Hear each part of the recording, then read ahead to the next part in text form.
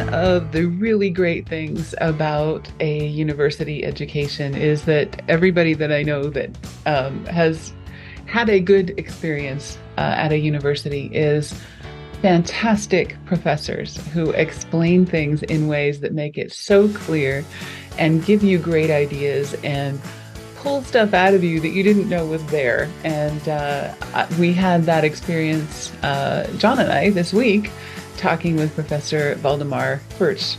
And as you know, we have also discussed Marketing 4.0, which Philip Kotler, who's another of the authors on this book, was involved in. And, this is one of the great thinkers in the industry. Phil Kotler is the guy that came up with the 4 Ps, if you remember that from college days. And if you've ever read a marketing textbook, you have probably read Kotler's material. It's just absolutely legendary that, these folks that we get to talk with these folks. So that's kind of cool. He's one of the authors of H2H Marketing, and he was kind enough to drop in on our book club discussion and do a custom presentation for us. And I could not be more thrilled. There's a lot of fantastic ideas in here. A lot of things that we've always known but have never articulated as well as he does. And he's got such a great sense of humor and a great style of speaking.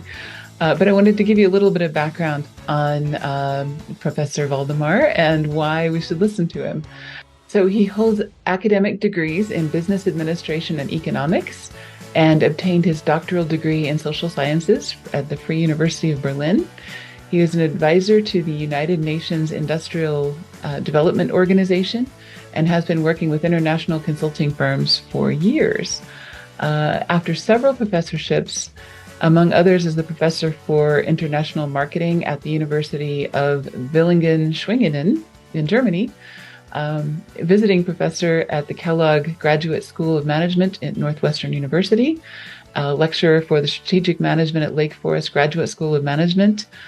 He is currently the professor of international business at Pforzheim University of Applied Sciences and visiting professor for the executive MBA program, the University of Illinois at Chicago, as well as the ITT Illinois Institute of Technology. He's got more fellowships, publications, awards, and other kinds of things than I can name here without taking another half hour. And I'd really like to get into our conversation because it was so fascinating and so cool. So let's jump into it. Welcome to this month's episode. We are actually very, very happy to have one of the authors of one of our very favorite marketing books, Waldemar Pfoertsch. And I apologize if I said that wrong. Did I get close? Pretty close. I'm impressed. Tell me how you say it, and I will remember that. All right. Okay. My name is Waldemar Pfoertsch. That's a German pronunciation. And Waldemar pronounced with a V, not with a W.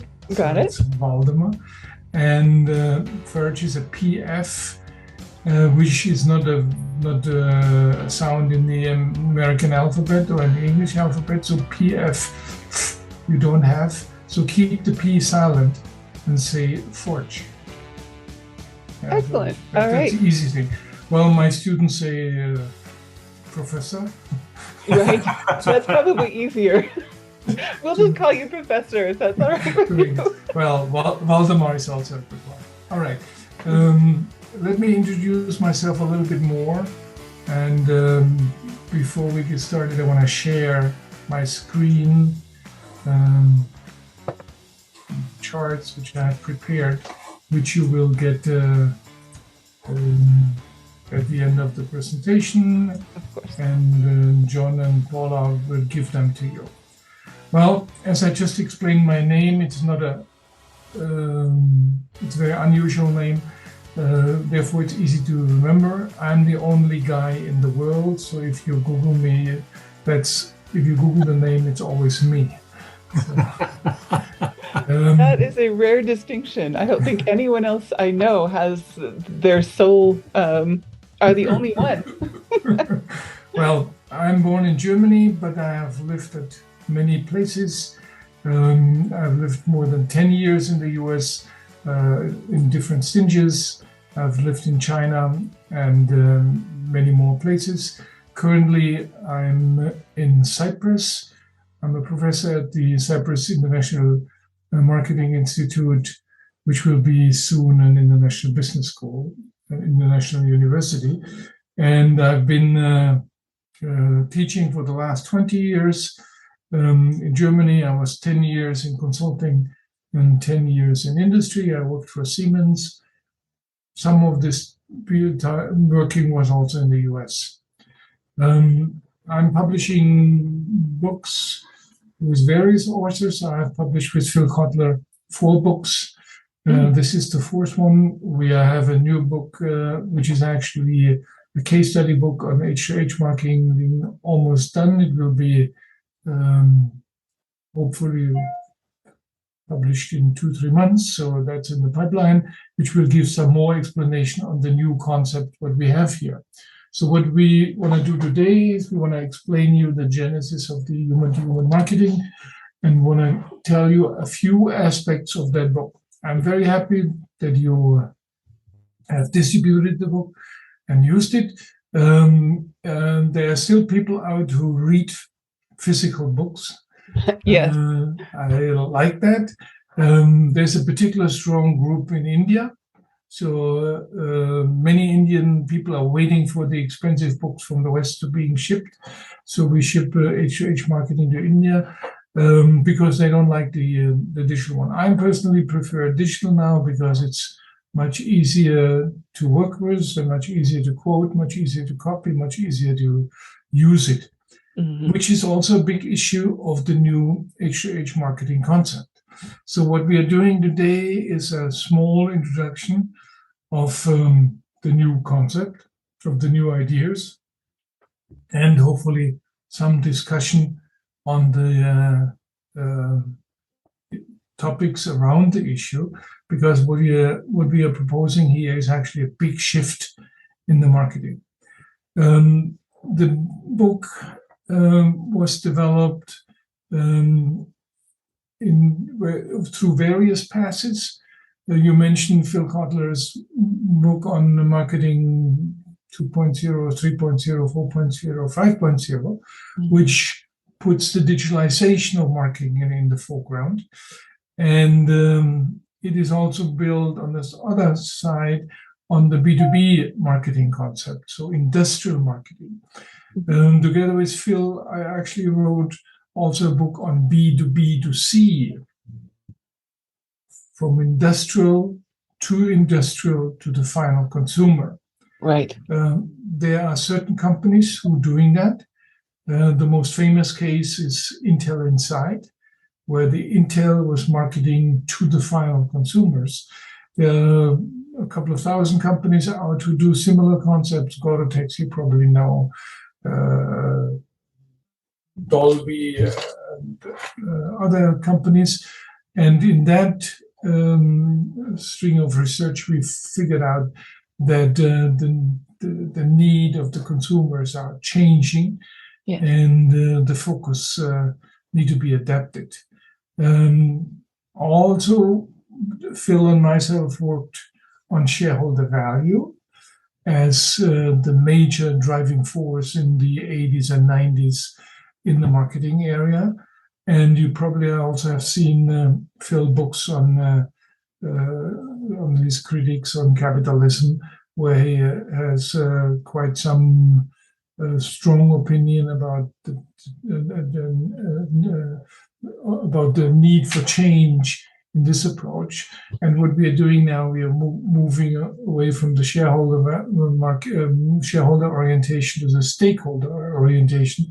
And this H2H book tries to incorporate these various streams. It incorporates more, and I will explain a little bit more about that. So I'm very happy that you picked up this book. This book is now on the market for 1.5 years. I mentioned we have already some international editions. Actually, I have to mention we also have a German edition. Our last books didn't have a German edition, so I had to translate it into German. Oh my goodness. Originally written in English, but we also We'll have a Chinese edition, Vietnamese, Malaysian, Indonesian, whatever. Currently in the making is the Spanish and the Greek one, and the Italian we launched a month ago. And there are various activities to promote this book, because the idea of this book is not an easy one, because it starts actually with the bad things in the marketing. I just took one term, deceptive marketing. There are many other terms which characterize the unhappiness of people with the ongoing marketing.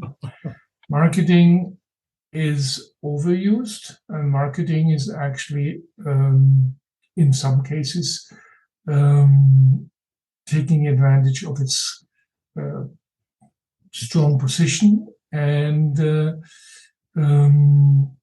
maybe they're not doing good for the whole society and the whole planet. So I'm just using the concept of the deceptive marketing. There's a whole art of deceptive marketing where people get to know, and you see here various industries who trying to provoke customers to buy something great, but the reality sometimes looks very different. Right. I have seen that. And I took the American icon of fast food, and the American reality. I mean, you can have it. I mean, one of the big things in Europe is telecom services, where the offerings are so great, but the reality is very different, and the payments are so high, and the services are so weak. So, well, but this is only one part of it. Actually, when you look at the younger people are very much pissed off what's going on. It's not everywhere, but in some pockets, particularly outside of the US, they are not amused by the reality of marketing.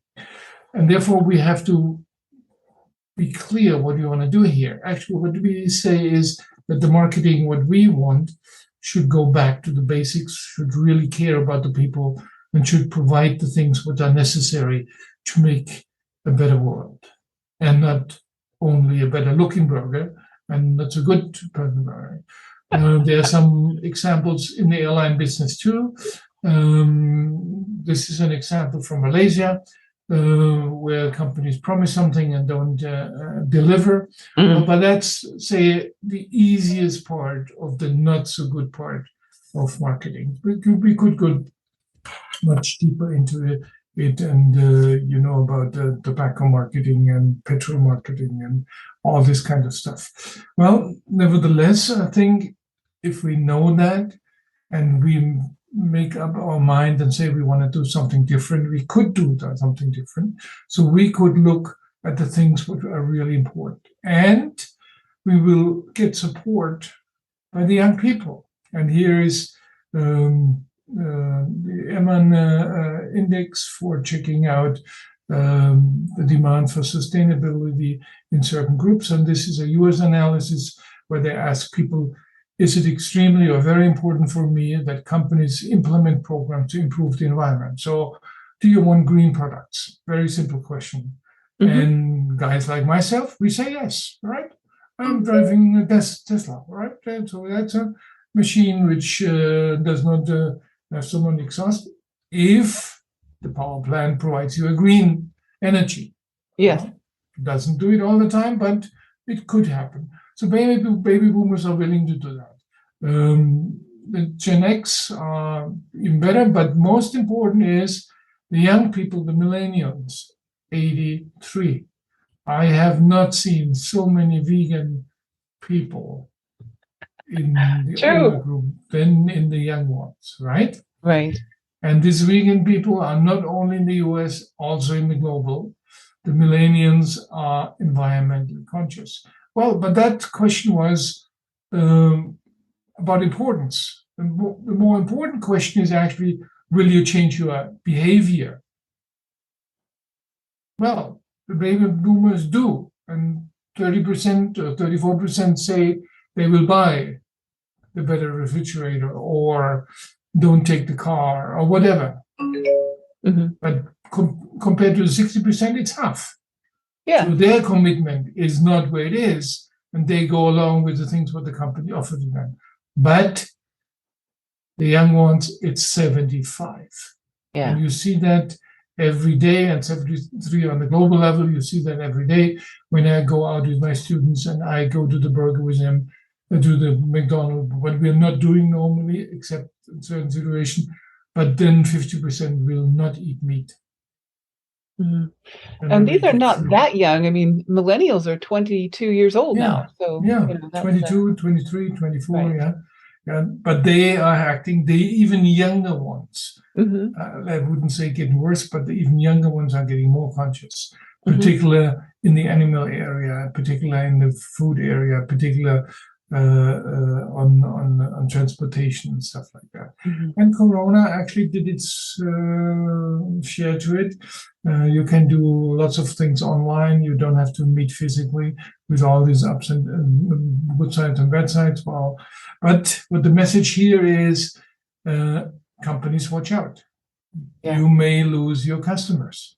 Yeah. And companies like Mercedes or the Alliance have to be careful what they offer. And therefore, there's a need for that. And therefore, there's a need also for new marketing concepts. And that's why we brought that in, because the new marketing orientation could be human to human. It doesn't have to be. Actually, we think it's a conscious decision. So if you have a two-dimensional chart and one is benefit for the customer and one is for the benefits for the marketers, of course, you don't want to be down there. It would be a wasteful area. Some governments are doing this. Yeah? They're acting like them, not the companies. And some marketing institutions are doing this kind of stuff where the benefits for the customers are very high. I mean, for some reasons, yeah. But the worst is actually where the companies are, where they take advantage and don't give the customer one. Well, these are conscious decisions. You're not designing a business model, for example, in the drug business, where you have where you can build in price increases of 1,000% and stuff like that. Well, it's a conscious decision, but you also can make other conscious decision.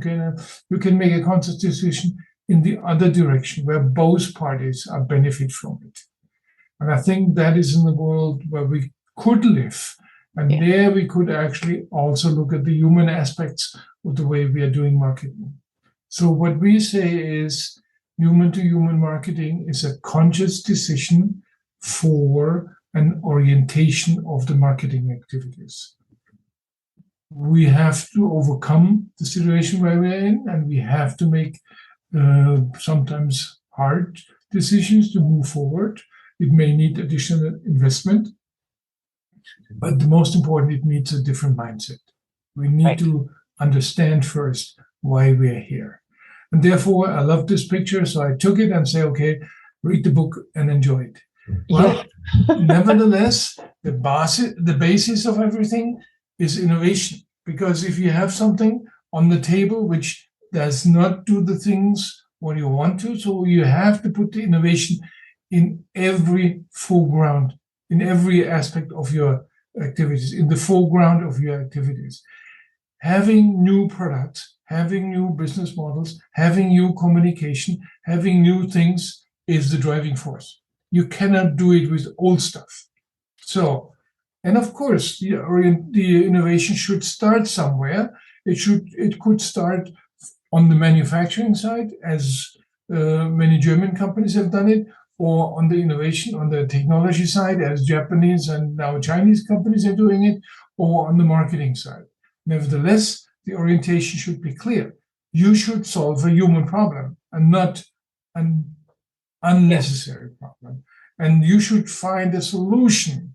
You should find an innovative solution, and with them, you're serving your customers. And then the new marketing orientation could happen. But it has to be desirable. So it must be something what the customer wants.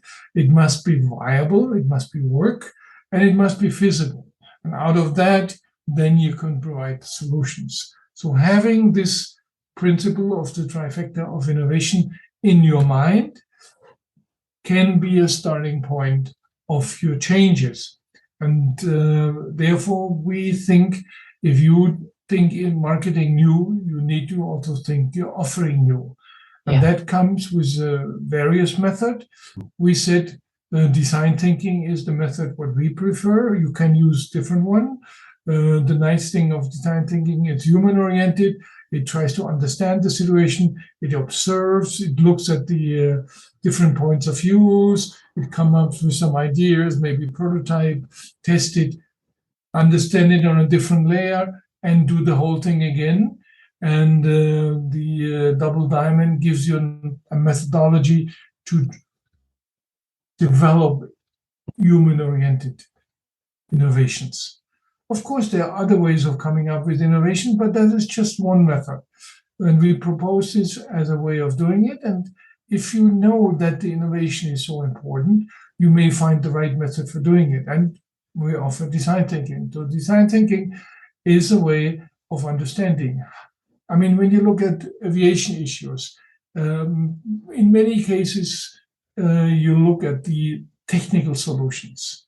Yes. And as we will learn today, it's not only the tangible part, it's also the intangible part, which will be important. And therefore, we have to understand that. We have to understand more the needs. Why do they really want it?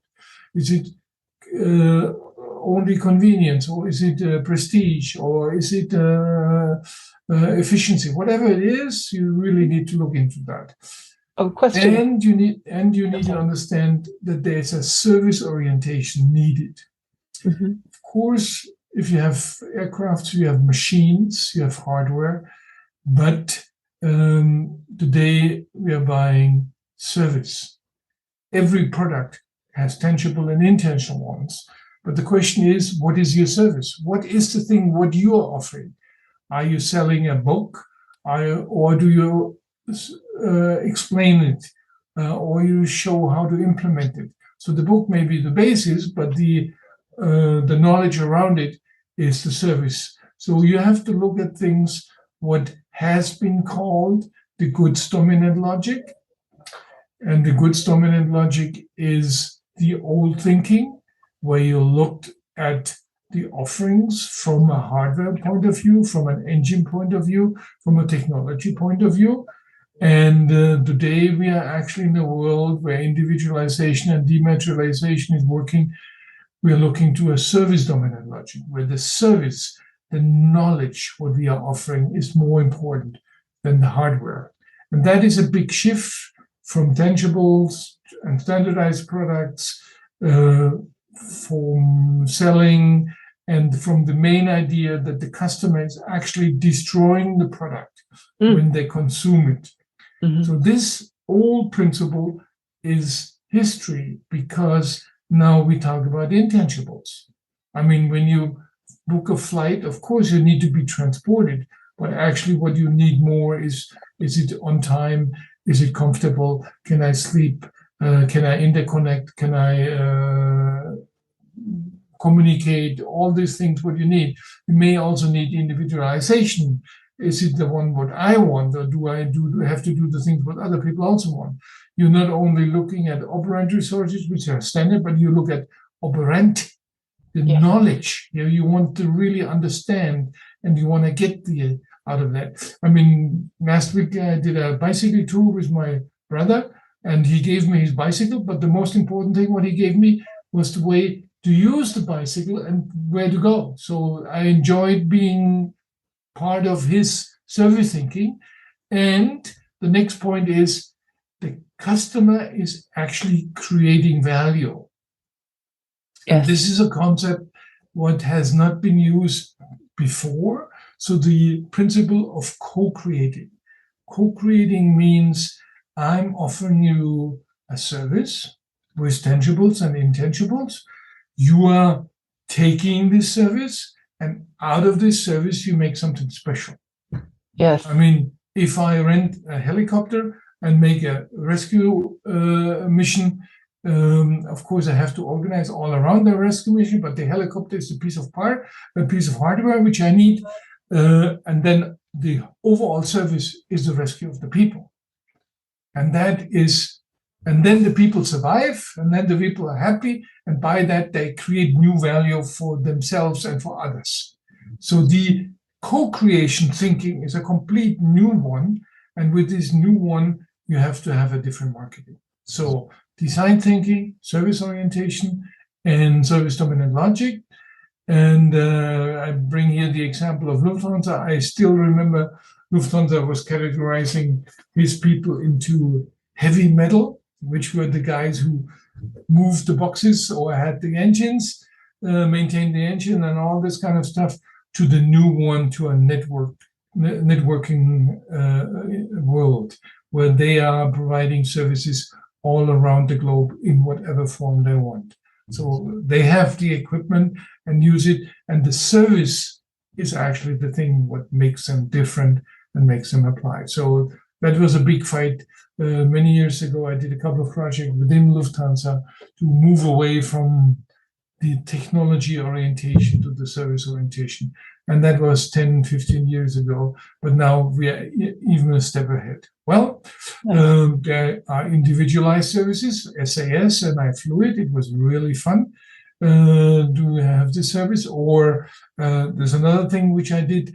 By the way, do you know the logo on that aircraft? I mean, you see the German flight number, DEMEO. DEMEO. I don't know that. That's a German name. So it's a German registered aircraft. Okay.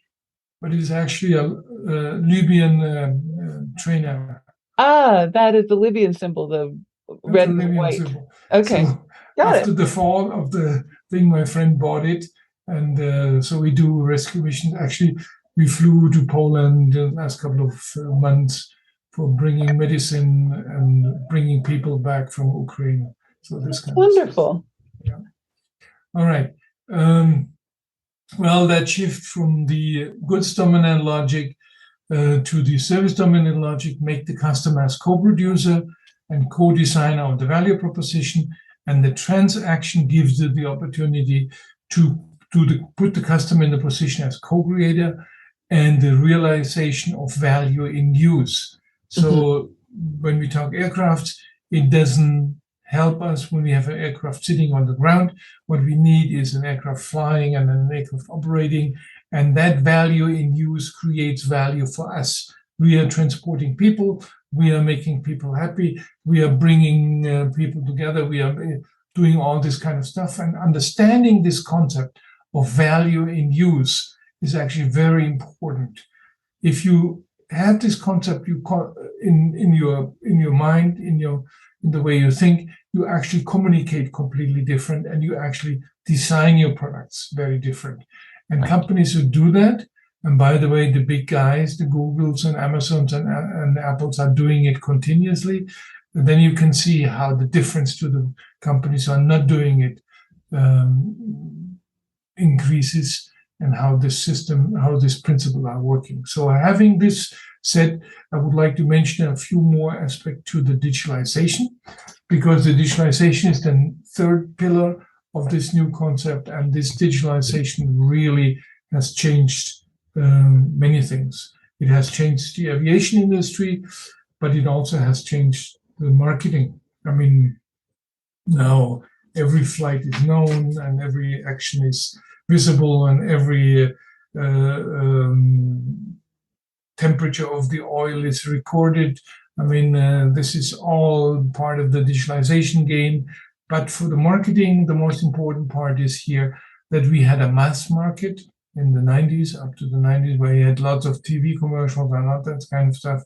Then we moved into segments where we had certain groups which we could cater, let's say, rich men, whatever, yeah.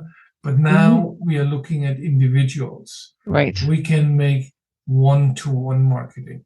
And you know it when you go, and you probably have an account on Amazon, and Amazon knows what you have bought, and they recommend you what you should buy, and they ask you, why don't you rebuy what you bought 3 years ago? So they really know you inside out.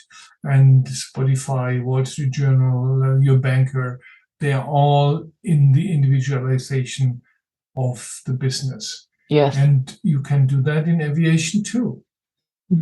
But you need certain mechanism, you need certain databases, you need a clear understanding what is your direction.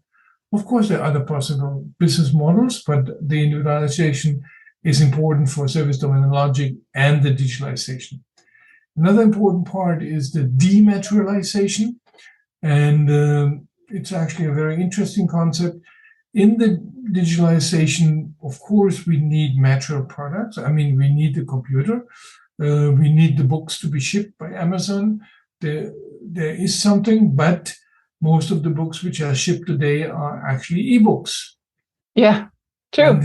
And the example what I would like to take is the music industry. You had LPs, you had CDs, you had MP3, right? And now you have streaming. And this may not be the end. I mean, I can imagine then I walk into one room and my music continues. I haven't done anything, but they will recognize it's my music, it's my room, it's my machine, it's my whatever, yeah, and the temperature and many other aspects. So the de-materialization, which includes the knowledge of the individual and the knowledge of the situation and the knowledge how to make it happen, that part is very important. Also in transportation. I mean, the next step of Google is to make Google Maps the dominant app in the ecosystem of Google. Right. Because they know where you are, they understand what you have done, they see how you act, they know your friends, they know everything what you probably don't want them to know, but they know it.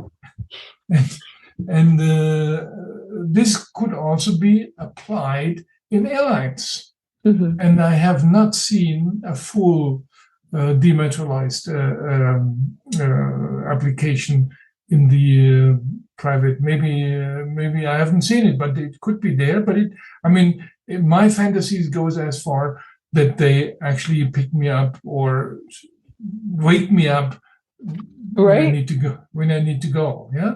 I mean, Tesla is moving this direction, and the self-driving cars is just one part of the dematerialization of through the digitalization.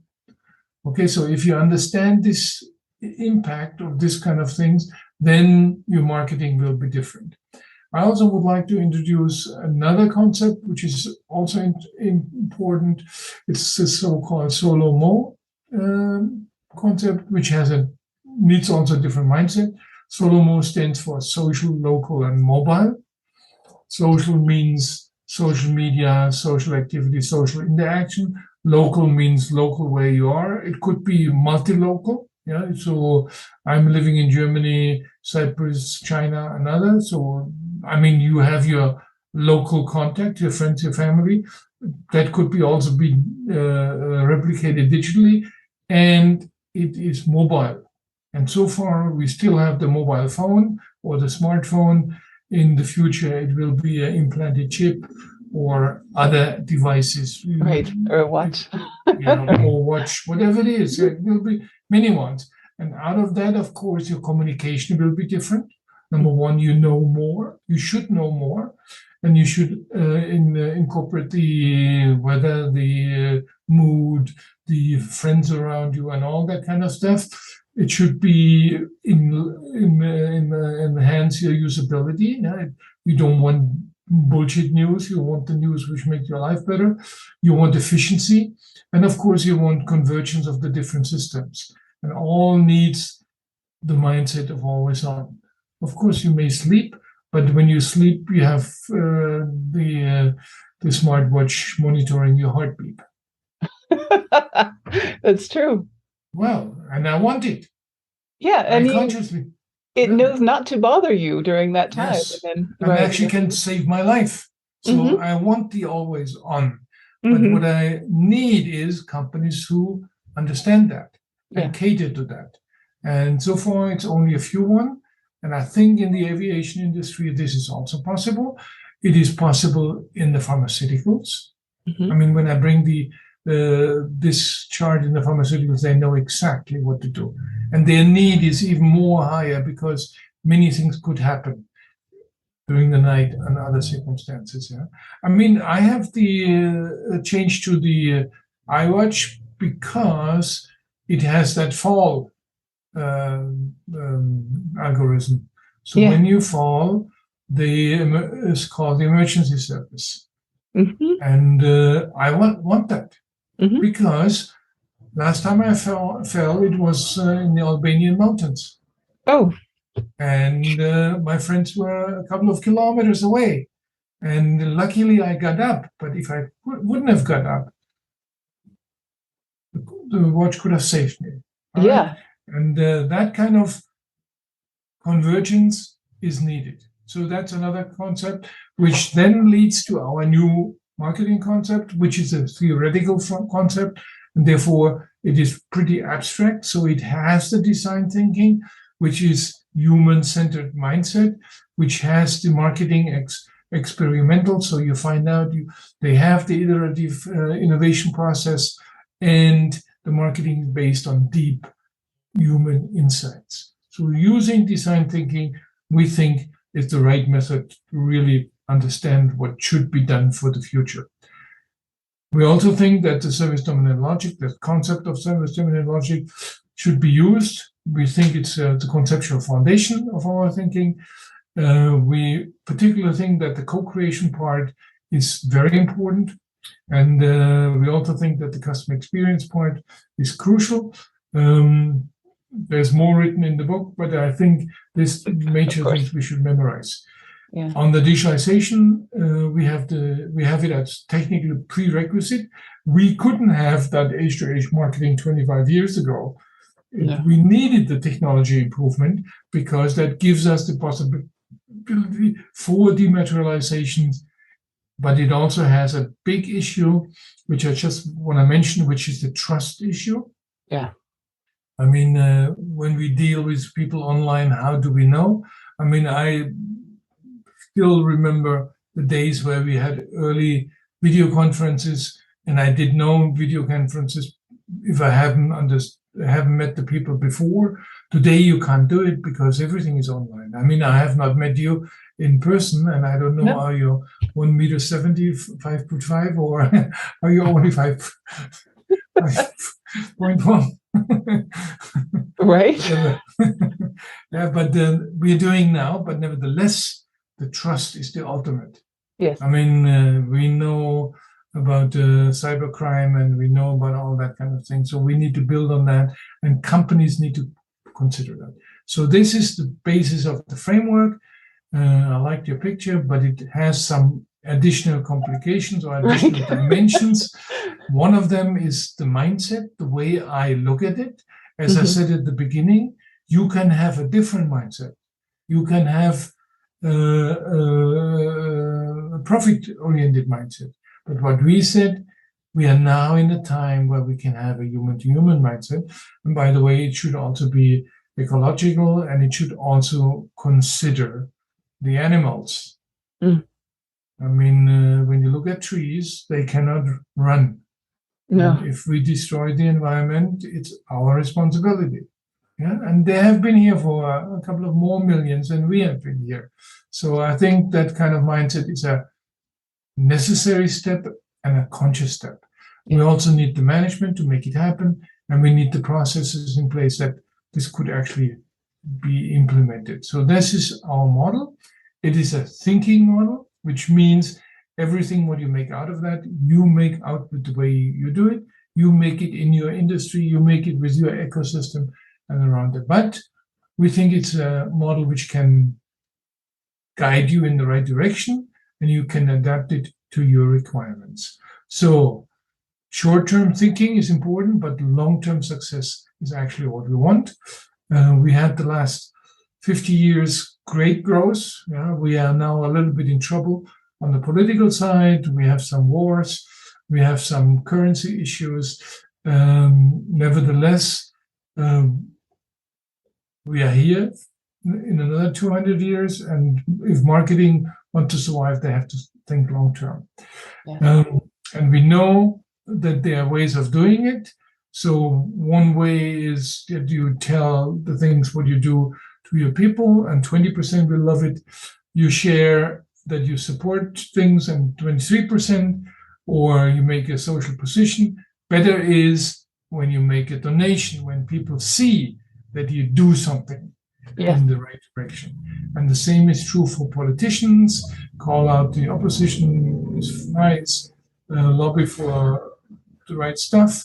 But if you encourage followers to do something, then the judgment of yourself is getting high. So there are some insights which can help to make a stand and improve your own thinking and your own activities.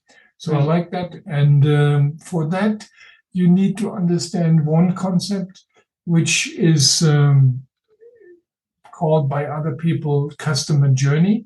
Phil Kotler calls it customer path, because he has these 5 A's, aware. So being aware that there's something out, it has to appeal, that fits to me. You have to ask for it. Can I get it? You have to buy it or use it, and then you should advocate. So this customer path has replaced the funnel. Yes. Classical marketing, we had the funnel, and we know the funnel could be very inefficient, and the same could be true for here. But if you analyze it more deeply, you actually can be much more resource efficient. Of course, there's a physical part of it, and there's a digital part of it, so there are touch points all over. And if you understand that, you actually can build a very efficient way of communicating and acting. It could start with public relation. You still can use radio, print to get the word out. You may use word of mouth, and that is probably the best thing.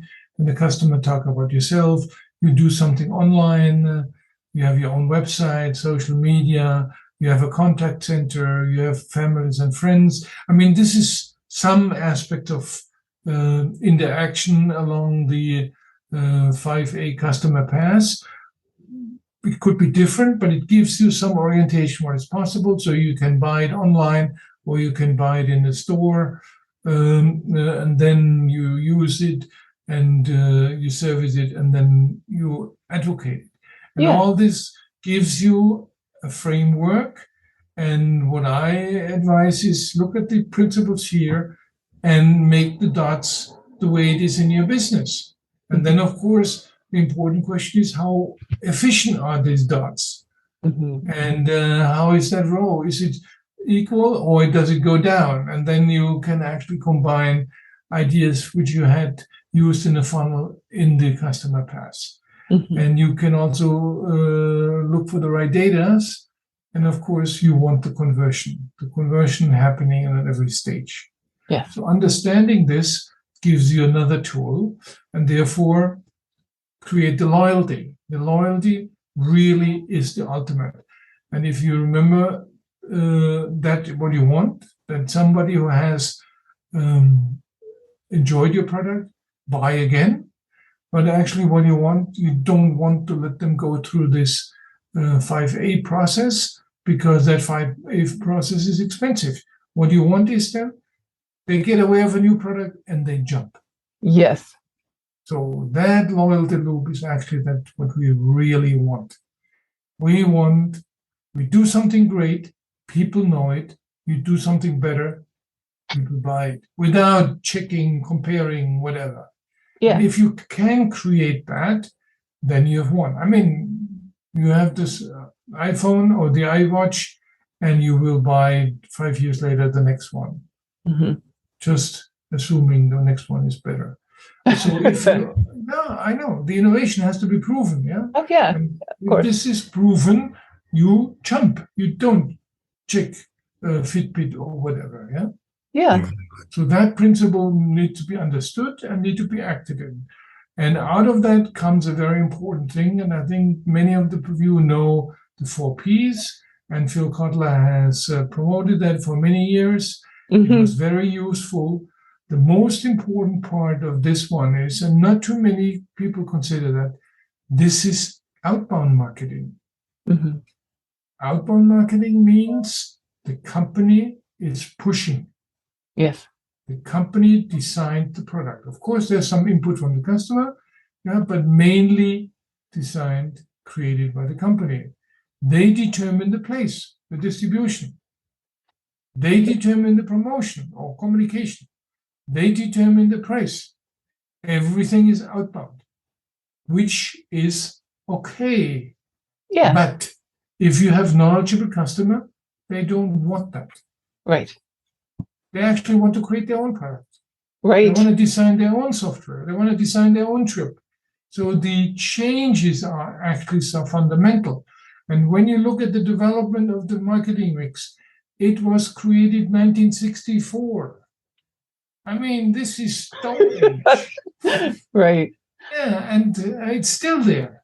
Mm-hmm. There has been a big shift in the 90s to the 4Cs, Mm-hmm. which looks at convenience, cost, Mm-hmm. cost for the customer, yeah, not price, cost, because you have to get the product, communication, and consumption.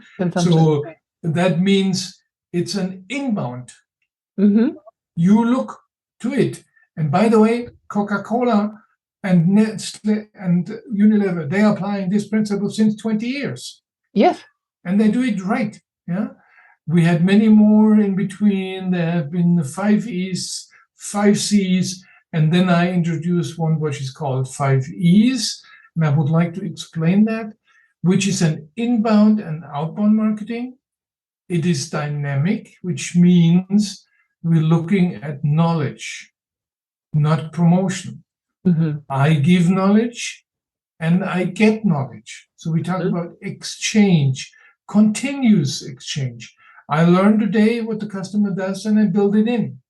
Mm-hmm. I tell the customer something new, what I just opened.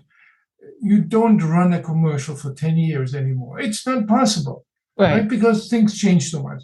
So having an exchange, continuous exchange of knowledge. You have value. You don't you ask for price. You tell the customer what they get out of it. And the customer understands. He actually co-creates the value. So what you want is, you want to expand this value. So when he flies yesterday and he flies today, the flight today is better than the flight yesterday. Right. Mm-hmm. Number one, you know more about him. Number two, he knows more about it. And you could reroute, whatever. You can change things. You could even, whatever, repaint the aircraft, whatever is necessary to expand the value. Right. You look at a solution. You don't look at the product. You don't want the machine. You want the service. So evolve the solution. I'll give you an extreme example. Spare parts. Yes. You buy them, right? You ship them. Why don't you have a 3D printer sitting in your warehouse? Right. From the spare part company. And the stuff which you could 3D print, and by the way, many companies are doing that already today. So at Formula One, they don't ship a new engine. They have an engine printed overnight or certain parts. Yeah, because that's another channel. That's another solution, right? And other channels, way of doing it. And then in the 5 E's is all with the brand. In the 4 P's were no brand. Today, the brand is substantial. Yes. Because we live in such a complex world. And in that complex world, we need orientation. And the brand gives orientation. So if you have the emotions out, if you have the customer engaged, if you have continuous engagement, then you have the right marketing mix. So the new marketing mix has an outbound aspect to it, and it has an inbound aspect. Yes. And this new marketing mix is very important for companies who are in transition from an old non-digital, from a static, non-dynamic into the new world.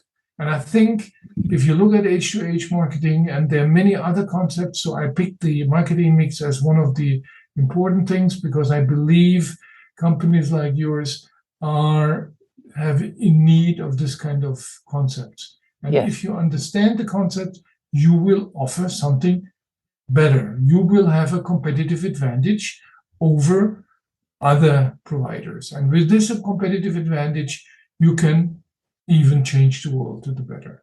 So thank you for giving me the opportunity to explain some of the concepts of H2H marketing to you, and hopefully we can connect one day again. Thank you.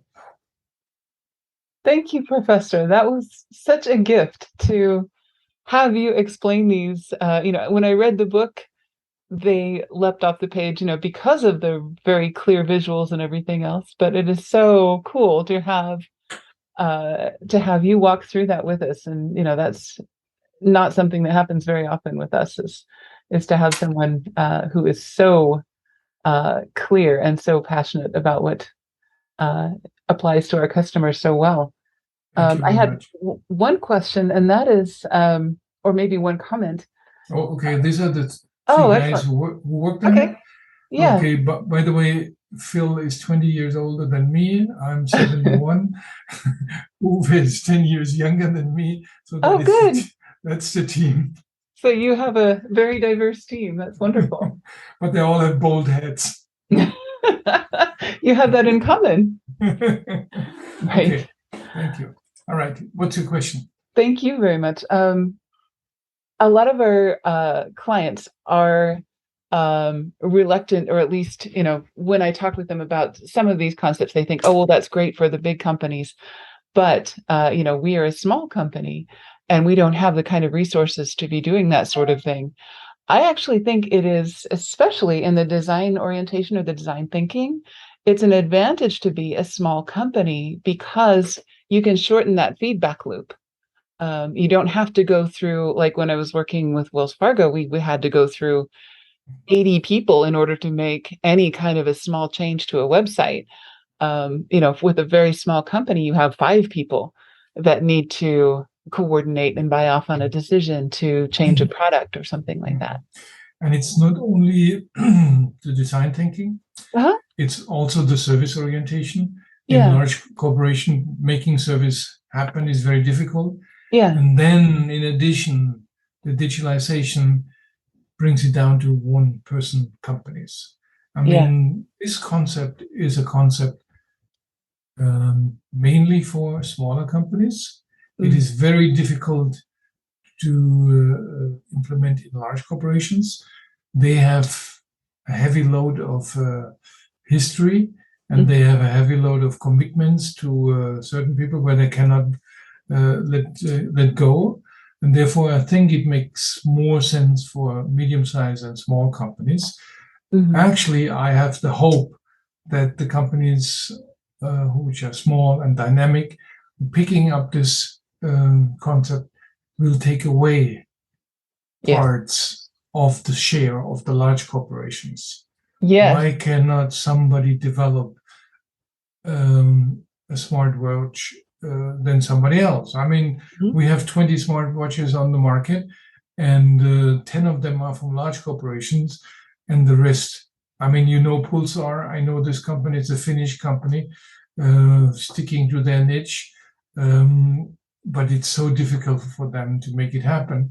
And when they apply this kind of concept, it's much easier. They use social media, they go on the local level, they iterate continuously, they bring variations for the Asian market, for the South American market, whatever, and they can apply this concept much easier. Excellent. John, did you have anything you wanted to add? I know you really got into this book probably more than the others we've read this year. When I went through business school, it was like 19, 20 years ago. Me too. I knew there was something wrong with the marketing at the time, but I wasn't smart enough to know what it was. And what you discussed and pointed out today is exactly, I mean, that you should have been teaching 20 years ago this topic. I was teaching 20 years ago, but I was teaching different things.